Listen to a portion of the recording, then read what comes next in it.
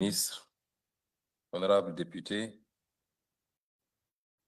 mesdames et messieurs les membres du corps diplomatique, en particulier les représentants de la République algérienne démocratique et populaire, terre de combat et de fraternité pour Frantz Fanon.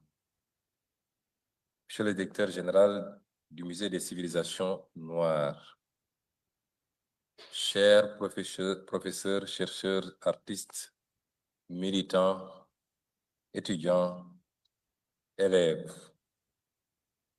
chers invités venus d'Afrique, des Caraïbes, du Maghreb, d'Europe, d'Amérique du Nord et du reste du monde, au nom de son Excellence, Monsieur le Président de la République, Bassirou Diomaye Diakhar Faye, je vous souhaite la bienvenue au Sénégal, terre africaine de dialogue, de dignité et de résistance.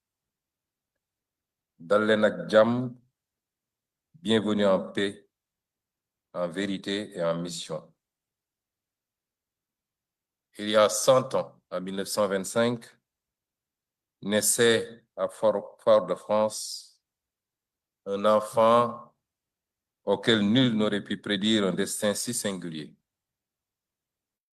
Frantz Fanon n'a vécu que 36 années, mais 36 années d'une intensité telle que le monde n'a pas encore fini d'en recevoir la secousse. Aujourd'hui, sa pensée demeure intacte, brûlante, indispensable. Non parce qu'elle aurait échappé au temps, mais parce que notre siècle n'a pas encore guéri des blessures qu'il avait surnommées. Non pas parce qu'elle serait figée hors du temps, mais parce que notre monde, lui, n'a pas encore trouvé le remède qu'il appelait. Fanon est ce médecin des âmes, attentif aux blessures intimes, comme aux fractures collectives.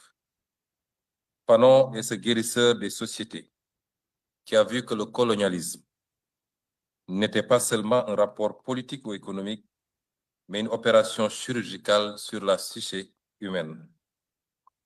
Fanon est une intelligence indomptable, qui a osé nommer les mécanismes de la domination avant que l'histoire ne reconnaisse l'exactitude de son analyse. Sa vie fut brève. Je veux rendre hommage à travers lui, à sa femme, à sa fille et à sa fondation. Sa vie fut brève, mais son œuvre immense. Et si nous sommes rassemblés à Dakar aujourd'hui, c'est parce que Fanon n'est pas seulement un héritage africain, il est une promesse inachevée que notre continent doit assumer et transformer en acte.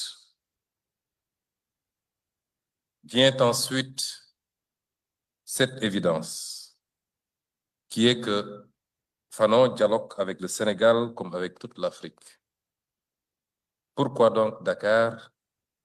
Pourquoi le musée des civilisations noires, ce temple de nos mémoires et de nos futurs? Parce que le Sénégal est, depuis longtemps, un carrefour de l'Afrique résistante. Un carrefour où se croisent les voies du Sahel, les vents de l'Atlantique, les héritages du monde noir et les aspirations de tout un continent. Parce que cette capitale ne dort jamais. Elle pense, elle débat, elle contredit, elle invente et réinvente.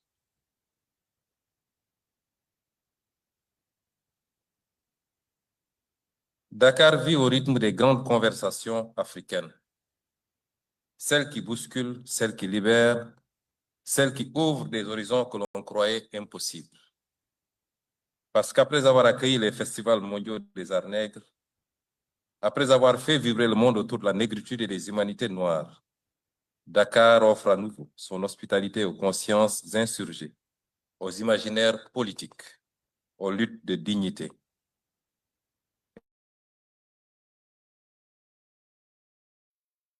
Carrefour, une vigie. Un lieu où l'Afrique se regarde dans le miroir de son histoire et ose se rêver autrement. Et puis, Dakar, ce n'est pas seulement un espace géographique, c'est une mémoire, celle de Cheikh Anta Diop, qui restitue à l'Afrique la grandeur de sa civilisation. celle d'Alioune Diop et de Présence africaine, qui offrirent au monde une scène pour nos voix longtemps étouffées. Celle de Senghor, Césaire, Damas, mais aussi celle de la jeunesse contemporaine qui, dans les rues de cette ville, continue de réclamer justice, dignité et souveraineté.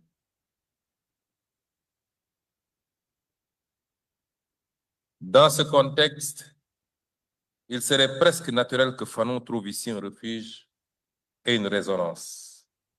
Fanon a dialogué avec Senghor.